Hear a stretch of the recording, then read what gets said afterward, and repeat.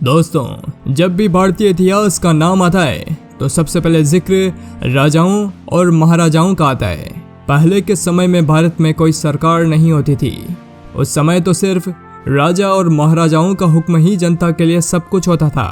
मतलब कि किसी भी राज्य का राजा जो भी कानून या नियम बताता उसे पूरे राज्य को मानना पड़ता था, जिसके लिए आपस में कई सारे राजा युद्ध भी करते थे और हर राज्य की महिलाओं से शादी कर लेते थे।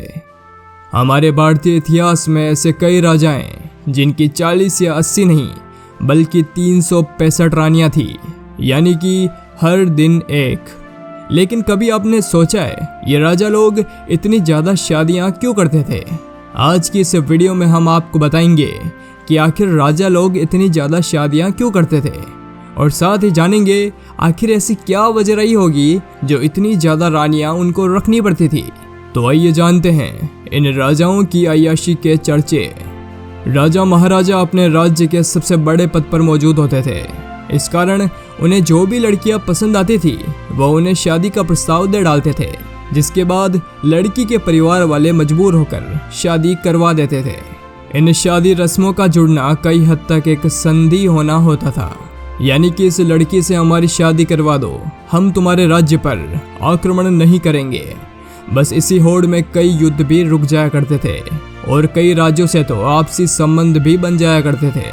पर एक बात आपको बता दें कि हर राजा ऐसा नहीं करता था, क्योंकि उन्हें अपने राज्य की फिक्र होती थी और वो अपना सारा जीवन अपनी प्रजा के लिए समर्पित कर दिया करते थे। मतलब कि हर राजा ठरकी नहीं होता था।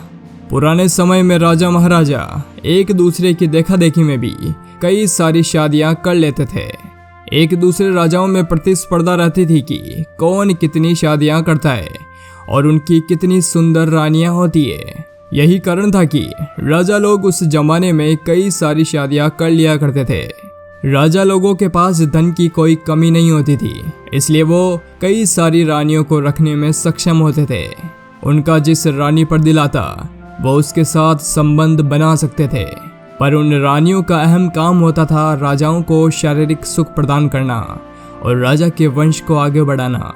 यूं तो हर रानी को मुख्य रानी का दर्जा नहीं दिया जाता था, लेकिन उन रानियों में एक पट रानी होती थी जो मुख्य महल में रहती थी और बाकी की रानियों को दूसरे महल में रखा जाता था, जिनका काम सिर्फ राजा को चरम सुख देना होता था।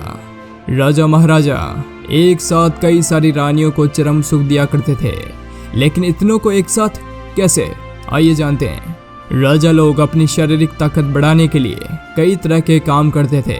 कहा जाता है कि राजा लोग अपने यौन शक्ति को बढ़ाने के लिए कुछ खास तरह की जड़ी बूटियों का इस्तेमाल करते थे। अपनी ताकत को बरकरार रखने के लिए उन्होंने विशेष हकीम और कई वैद्य लोगों को काम पर रखा हुआ था, जो कि आयुर्वेद के आधार पर राजाओं के लिए खास तरह की जड़ी बूटियां बनाया करते थे। इन आयुर्वेदिक औषधियों के सेवन से उन्हें सालों साल अपनी रानियों के साथ यौन संबंध बनाने में भरपूर मदद मिलती थी। देखा जाए तो पैसे के दम पर ये राजा कुछ भी कर सकते थे और इनका कोई विरोध भी नहीं कर सकता था। वहीं समय बीतता गया और राजाओं का काल खत्म होता गया, लेकिन उनके कारनामे हमेशा के लिए अमर हो गए। अगर आपको हमारा यह वीडियो अच्छा लगा तो ज़रूर से लाइक करें और अपने इस हिस्ट्री चैनल को सब्सक्राइब करें और दबाएं इस बेल आइकन को, ताकि आने वाली वीडियोस का अपडेट आपको मिलता रहे। वीडियो देखने के लिए आपका शुक्रिया।